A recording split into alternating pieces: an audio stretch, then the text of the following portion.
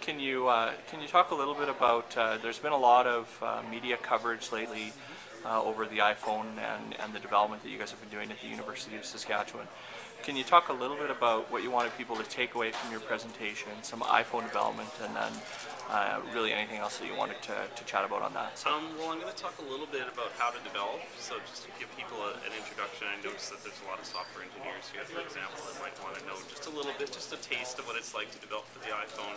And I'll also talk about some of the other projects, like the IU Sask application we developed within the department, and that's received a lot of media attention. We were recently in Maclean's magazine, for example, and I've been contacted by quite a few other universities about building it for them. Like I was contacted by UBC this morning, for example, so it's been quite exciting, and I really think that smartphones are the way it's going to go in the future.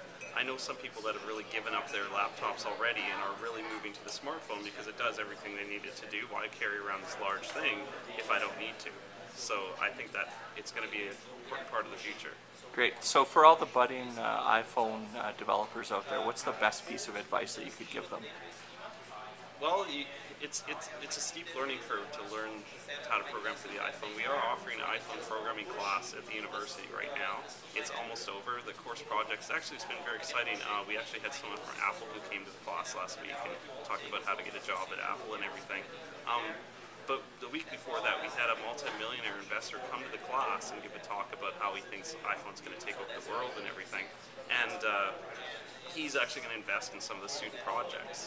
And it's very exciting for those students. But for just the budding developers to get started, it's going to be tough. I mean, the class is a really great way. Like, we spend 4 months going through how to develop for the iPhone.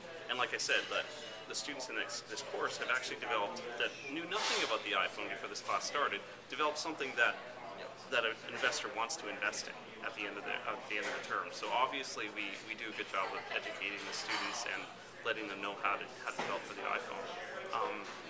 Other than that, we do have iPhone workshops, and there are videos available online just to get you started, but it is a steep learning curve for some people. So are you going to be offering some of your summer programming or classes in the fall term at the university? Yeah, we're currently considering discussing it. 298, Computer Science 298. 298 is like a temporary class, so we don't know for sure that we'll offer it again, but the demand has been so high that we most likely will. Great. Thank you so much for your time. Is there anything else you wanted people to know about you or the work that you're doing? I just want to say it's a great opportunity. I think it's great for the department, the computer science department, to be involved in this project. It's really gotten us a lot of publicity, and it's been great for the department in terms of just a reputation. Great. Thank you so much. Really appreciate your time.